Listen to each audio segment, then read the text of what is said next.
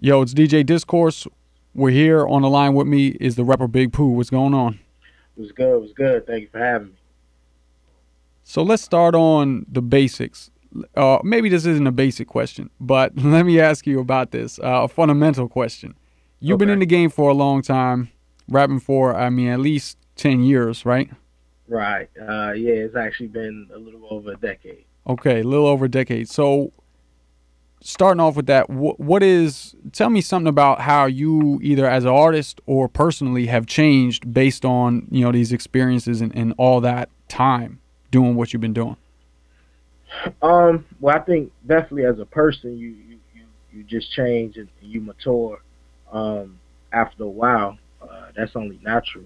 But as you grow older, get more wiser. But as an artist, man, I think I've definitely become uh, a better artist just from my own personal experiences and being able to work with so many talented individuals throughout my career to this point. Some new, some legendary, some underrated, all types. So it's just been a big learning experience, man, and I feel that I still have a lot to learn. So I think that aids in helping me become a better artist as well. You obviously had a long, pretty successful run with Little Brother, with Fonte and with Ninth Wonder. So, but tell us about what your favorite thing is about what you've been doing now, about as far as working solo and the changes that have happened since doing that and going on to the next stuff in your life. I think just from then to now, man, it's more of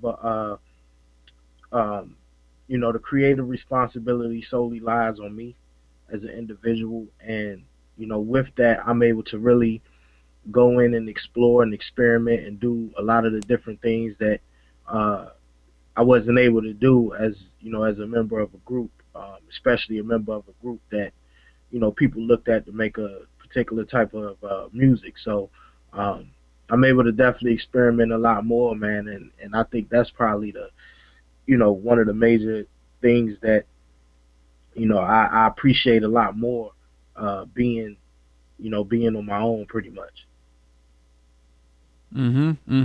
All right, so the sports writing.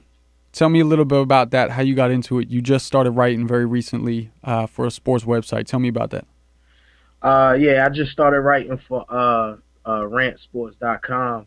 And it came about pretty funny. Like I just jumped online on Twitter one day, and a friend of mine had retweeted that they were looking for writers, and people that know me, and even if you don't, like I'm a big sports head. I'm a sports junkie. You know what I'm saying? Like, I'm sport 24/7, 365. So I just hit them up, and not going as rapper Big Pooh or none of that. Like I just hit him up honestly. He was like, look, I did some guest writing for Slam Online, and I'm interested. What's the prerequisites? Like what I got to do?